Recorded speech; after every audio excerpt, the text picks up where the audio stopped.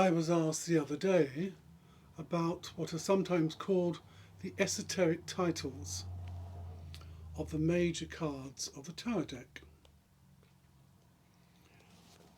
The names are rather elaborate and interesting. Some are better known than others. I'm obviously not going to read them all to you, but for example, the High Priestess is called the Priestess of the Silver Star, the Hierophant, the Magus of the Eternal Gods,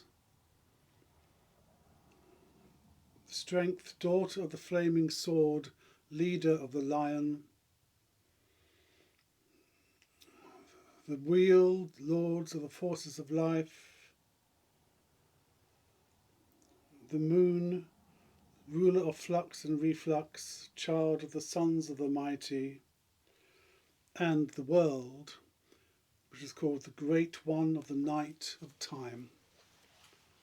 These titles have nothing to do with divination, and most people who only use tarot at that level never even come across these particular titles. But because I've been asked, it's only fair to explain what they are. It goes to the deeper practice of the tarot deck. Those of us who are trained in these traditions, our teachers would teach us how to journey on the paths on the Tree of Life, the 22 paths. And to each of those paths is assigned one of the major tarot cards from the major arcana. That's why sometimes you will hear the major trumps referred to as keys, because they are the keys to the paths on the Tree of Life. So it's quite obvious in that sense that they act rather like like a keypad to open a door. Of course, it's not automatic. It requires the correct state of consciousness for the path walker. But more importantly than this is those titles actually are the titles of the spirits of light, the angels of each of those paths. Each of those paths has a guardian who presides over it, who stops a sincere person from getting into danger, or at least will take them off the path if they are reaching trouble. And more often than not, they will bar people who use the paths in a corrupt way, meaning selfishness alone. They will take them off the path and close the path to them. I've known people to be taken off them for a long time.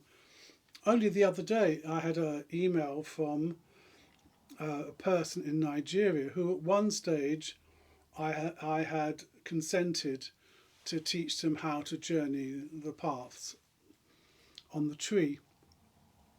And the tree begins with the sphere of the kingdom, in Hebrew Malkut.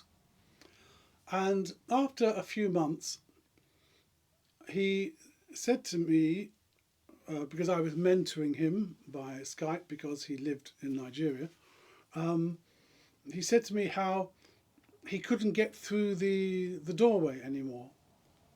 Although he would call up the door with the key, which in this case would be the final card, the world, it wouldn't open anymore as it had done in the past.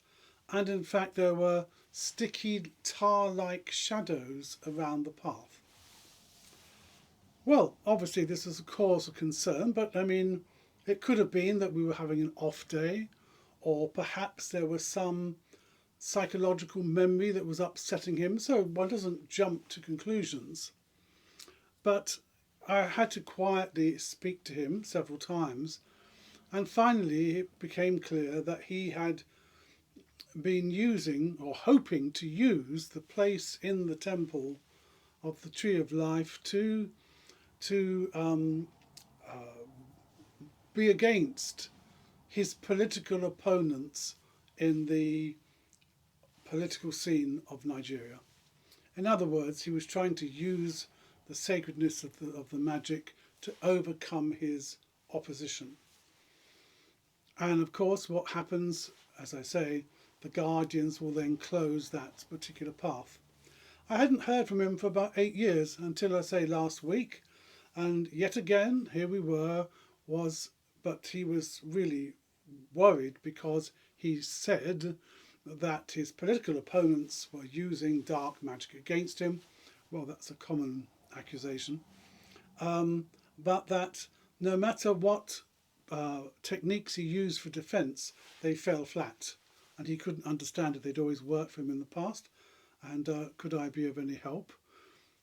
I consulted my inner teachers, and they said the paths had been closed to him for this incarnation because of the defilement he sought with them, and that was that. So the esoteric titles are the names of the angels of the path. So really, they're only of concern to those people, of interest to those people who are now going on to higher work, being instructed by a teacher and guided on the paths of the tree of life, to which the paths take one to.